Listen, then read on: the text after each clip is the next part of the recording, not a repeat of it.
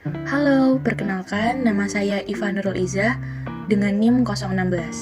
Pada mata kuliah Literasi Informasi kali ini, saya akan menjelaskan tentang praktikum penelusuran informasi.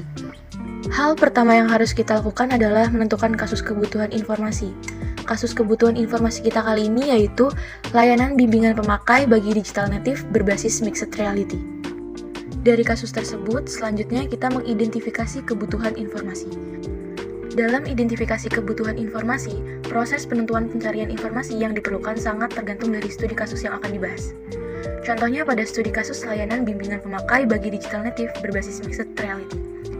Yang dapat diidentifikasi adalah mengenai kegiatan layanan bimbingan bagi pemustaka generasi milenial dan generasi Z berbasis penggabungan antara dunia nyata dan virtual. Setelah mengidentifikasi kebutuhan informasi, kita akan mendapatkan kata kunci atau query. Dari satu query yang kita dapat, bisa kita kembangkan menjadi beberapa query melalui thesaurus ataupun sinonim dan antonim. Pada kesempatan kali ini kita menggunakan situs jurnal Scopus. Berdasarkan halaman scopus.com, Scopus adalah sebuah database terbesar berasal dari berbagai bidang yang menyediakan layanan indeksasi dari sebuah literatur peer review, seperti jurnal ilmiah, buku, dan proceeding konferensi. Database ini berada di bawah naungan Elsevier, yaitu sebuah organisasi atau perusahaan penerbit publikasi ilmiah yang telah berdiri sejak 1800, saat ini berada di Amsterdam, Belanda. Setelah memiliki kata kunci atau query, selanjutnya kita melakukan formulasi kata kunci pada search box. Pada percobaan pertama, kita menggunakan advanced search dengan boolean operator and dan field titles, abstract keyword, juga 3 kata kunci atau query yaitu library, guidance, dan service. Sedangkan pada percobaan kedua, kita menggunakan advanced search kembali dengan boolean operator and dan field title, abstract, dan keyword, juga 3 kata kunci atau query, yaitu user, service, dan digital native. Di percobaan ketiga, kita menggunakan advanced search kembali dengan boolean operator dan field yang sama, dengan 3 kata kunci yang berbeda, yaitu library, digital native, dan mixed reality. Selanjutnya kita melakukan penelusuran dan proses seleksi informasi. Pada percobaan pertama, kita mendapatkan 641 dokumen yang terpanggil, sedangkan pada percobaan kedua kita mendapatkan 213 dokumen yang terpanggil, dan pada percobaan ketiga kita hanya mendapatkan 1 dokumen yang terpanggil. Langkah selanjutnya adalah melakukan argumentasi relevansi informasi dengan kasus kebutuhan informasi. Di tahap ini kita menyeleksi beberapa dokumen yang relevan dengan kasus kebutuhan informasi yang ingin kita cari. Menentukan relevan atau tidaknya dapat melalui abstrak maupun kesimpulan dari dokumen tersebut.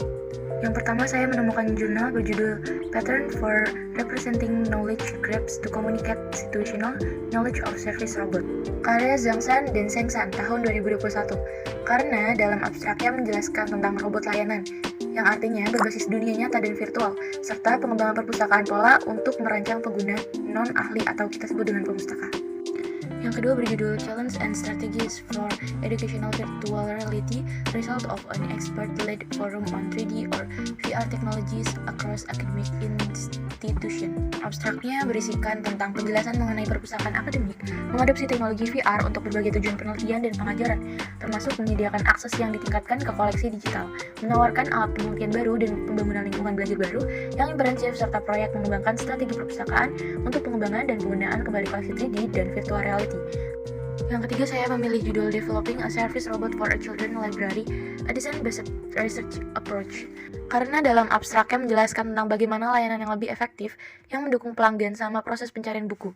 Studi ini mengadopsi pendekatan berbasis desain untuk menghubungkan bantuan robot dalam menyelidiki perilaku penempatan buku dan pelanggan anak, dan mengembangkan robot layanan untuk pelanggan anak dalam pengaturan perpustakaan. Untuk jurnal yang terakhir, saya memilih judul Augmentation in the Palace of Culture, Animate Soundscapes at the Carnegie Library of Pitt Books. Karena artikel ini berisi mengenai perpustakaan dalam memperluas koleksinya untuk menjangkau generasi milenial dan generasi Z dengan penawaran yang diperluas, termasuk instrumen musik elektronik dan koleksi media digital. Dengan dipengaruhi oleh argumentasi media virtual animasi yang menjembatani koleksi media baru dan bersejarah perpustakaan. Sekian penjelasan dari saya, maaf banyak terdapat salah kata. Thank you for watching.